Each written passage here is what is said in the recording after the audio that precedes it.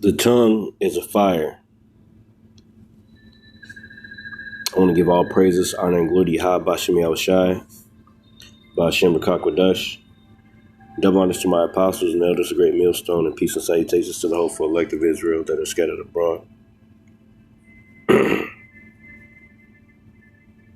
It's the book of Sirach, chapter 5 and 10. It says, Be steadfast in thine understanding, and let thy word be the same. Be swift to hear, and let thy life be sincere, and with patience give answer. If thou hast understanding, answer thy neighbor. If not, lay thy hand upon thy mouth. Honor and shame is in talk, and the tongue of a man is his fall. The tongue of a man is his fall. Basically, I'm not going to say too much. I'm just going to bring the scriptures out. You know, the tongue is a fire, like the book of James speaks about, And,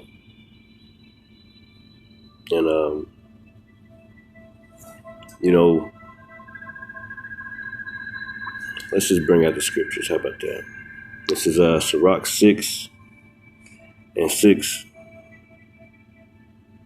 No, not Sirach. Yeah, 6 and 5. It says, sweet language will multiply friends, and a fair-speaking tongue will increase kind greetings. All right.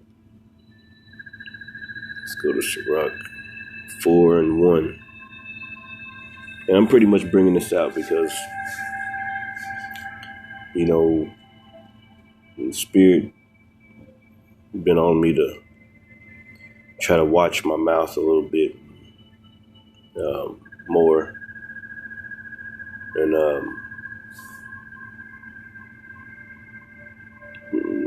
I noticed that, that's just me, I just, for myself, and,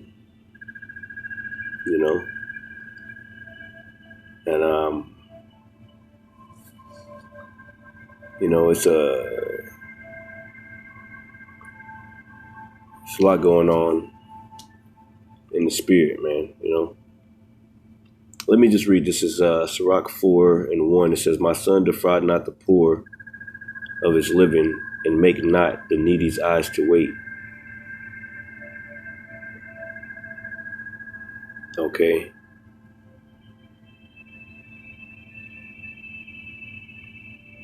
It says, Make not an hungry soul sorrowful, neither provoke a man in his distress. Neither provoke a man in his distress. We can't be going around provoking people, name calling, and all types of other stuff. That's for me. I try to watch. Maybe I'm just a soft nigga.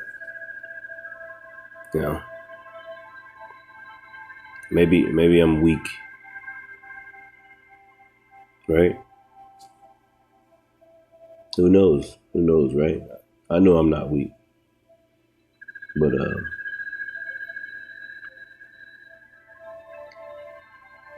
it says, provoke not a man in his distress. Whenever you being rash with your mouth, I say first and foremost to myself, I know I gotta watch myself, watch my mouth. That's what I want to do. I want, we're gonna, say things or whatever, but me for myself, I want to try to watch it a little bit, The Spirit is clearly speaking. The Spirit has been saying this for forever, man.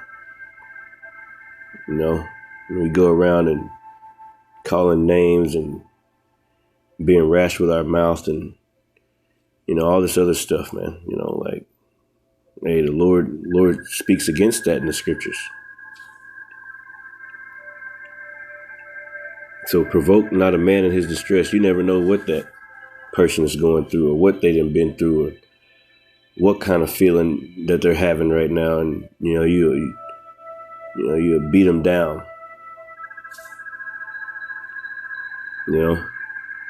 You know, you done made them go home and commit suicide or something, probably, man. You know, by your words. It says, provoke not a man in his distress, and add not more trouble to an heart that is vexed, and defer not to give to him that is in need. Reject not the supplication of the afflicted. Reject not the supplication of the afflicted, neither turn away thy face from a poor man. Turn not away thine eye from the needy, and give him none occasion to curse thee. For if he curse thee in the bitterness of his soul, his prayer shall be heard of him that made him. That's right.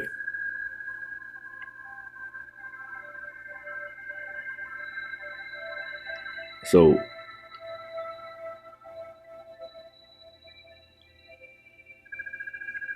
that's pretty much, I don't have to say anything about that, you know. Let's go to the book of Proverbs. This is a new app or a new phone, this new app or whatever. Hopefully it works out. This is Proverbs 1 or 15 and 1. It says, a soft answer turneth away wrath, but grievous words stir up anger. Yeah, man, I remember that video not too long ago. It was some camp. They was out there, you know, and they was yelling at the cars or whatever. They was yelling at people. But this dude he was driving by with his white girlfriend, right? A Jake with a white girlfriend, and they was yelling at him, telling them, they was like, man, get away from that white woman, or they was saying something. But the dude got out and was ready to blow their fucking brains out. Excuse my French. Slovakia. See, I'm working on it. I want to work on it, man. But the dude got out and was ready to tear their butt up, man. All right. He's ready to pull that pistol or whatever on him, man. He said, if you say something like that again, you know, I remember the video. He threatened them right then and there, and they was shook. All right, because of their words, you see.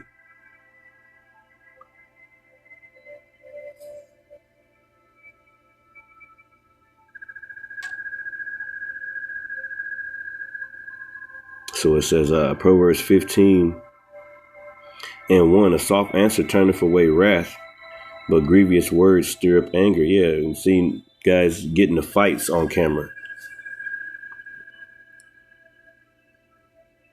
You know, because of their words, man. Things that could be avoided.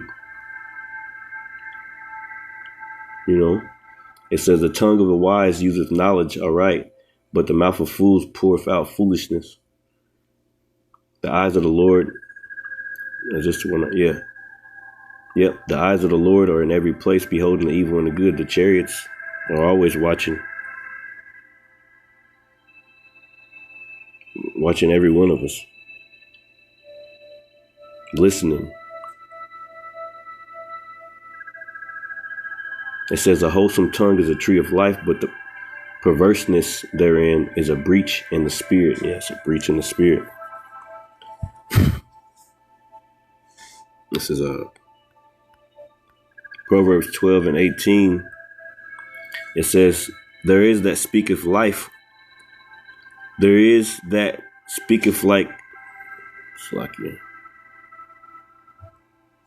There is that speaketh like the piercings of a sword. Like the piercing of the sword. Oh yeah. But the tongue of the wise is health.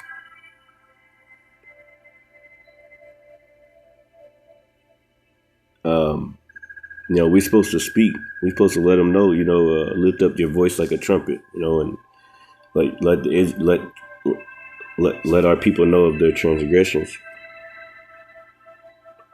You know, that's a commandment, you know.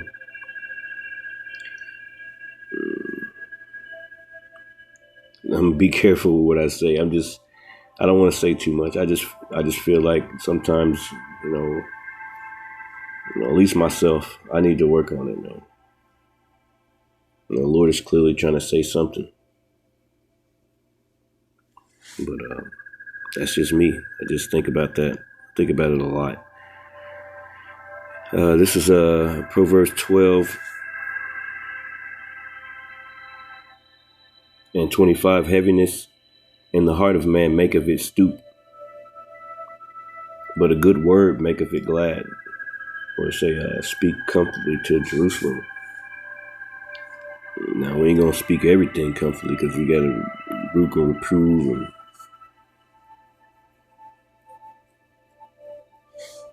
And we vexed in the spirit. And it is what it is, right?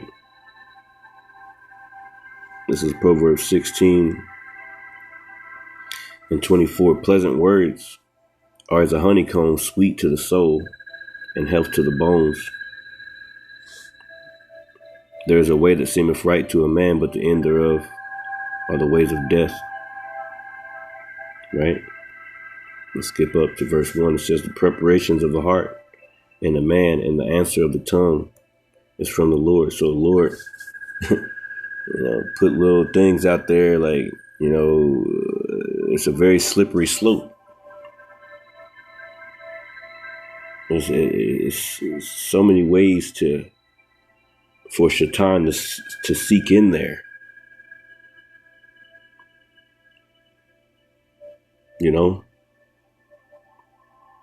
So many ways. It says all the ways of a man are clean in his own eyes, but the Lord weigheth the spirits. Okay. So we may think that we clean, maybe thinking that, like we, sometimes you get in that spirit, because the scriptures say knowledge puffeth up. And you won't even know it. It'd be Shaitan in there doing some things. If he can't get you some kind of way, he's going to try to get you some kind of way through your talk, through something, you may be temperate in all things. You temperate and sipping the alcohol or whatever. You temperate in this or that.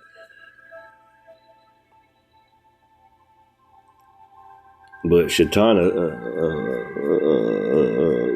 slip in there,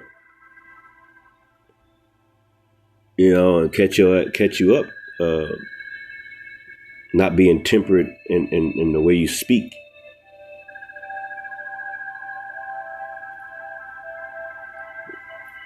To people.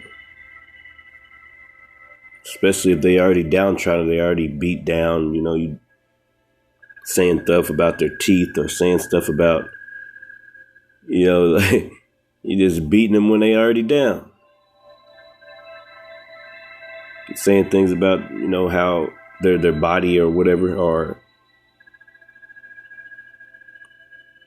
judging them off of appearance. I'm talking about Israelites,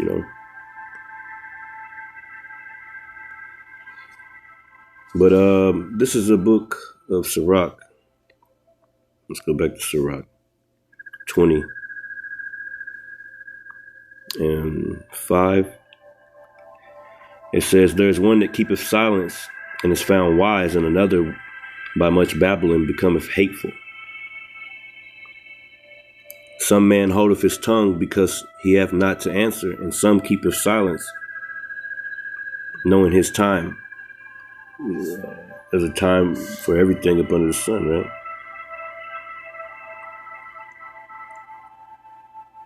Sometimes, I think about these things, It says, Sirach 20 and 18, to slip upon the pavement is better than to slip with the tongue. So shall the fall of the wicked. So the fall of the wicked shall come speedily. It says to slip upon the pavement is better than to slip with the tongue. Yeah, those one guys, they was talking about that dude and his wife. He was like, man, I got 4 kids with this woman. He's ready to blow them away, man. All because of their mouth. You see? The Bible tells us to be wise as serpent. The Lord said, be wise as serpent and harmless as doves.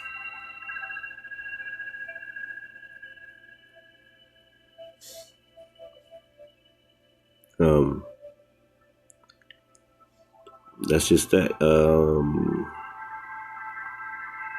Let's go to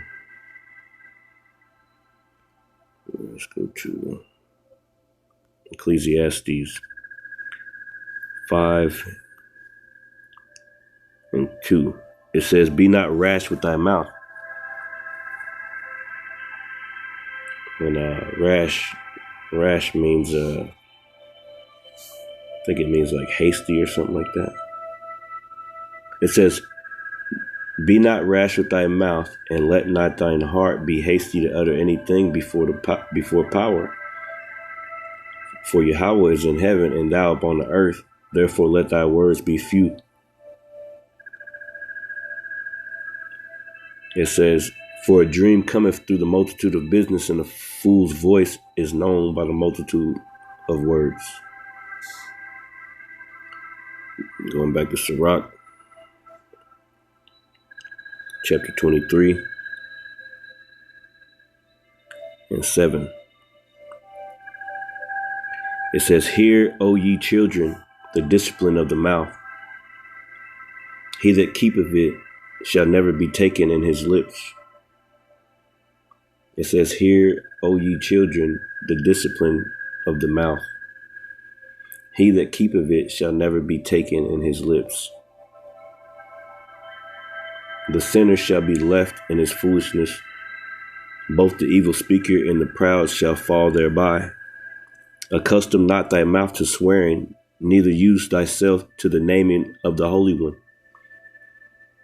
For as a servant that is continually beaten shall not be without a blue mark, so he that sweareth and nameth God continually shall not be faultless. A man that useth much swearing shall be filled with iniquity, and the plague shall never depart from his house.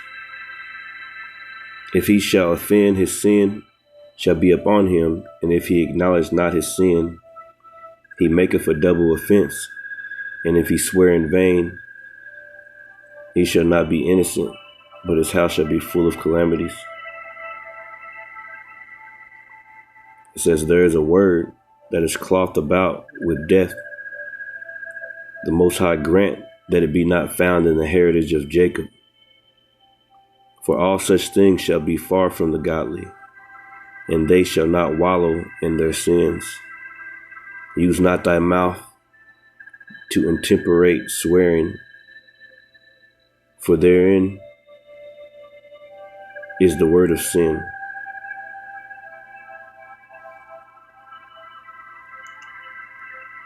Going back to Ecclesiastes 5:6, and it says, "Suffer not thy mouth to cause thy flesh to sin, neither say thou before the angel, it was an error.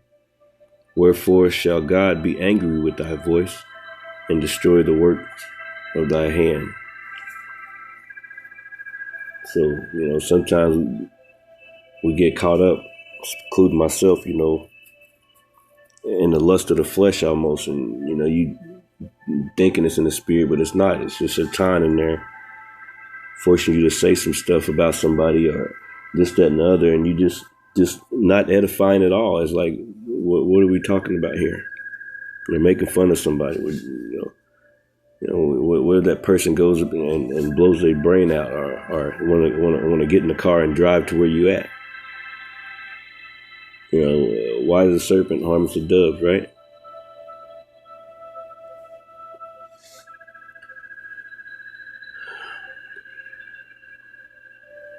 This is James chapter 1:26. It says, "If any man among you seem to be religious, and bridleth not his tongue, but deceiveth his own heart, this man's religion is vain. Pure religion and undefiled before power. And the Father is this, to visit the fatherless and the widows in their affliction, and to keep himself unspotted from the world." worldly Israelites, being worldly. Like you got those dudes claiming crib, selling prayers. Then you got other guys. You just got a bunch of worldly stuff going on, man. You know, might as well still be a nigga in the world.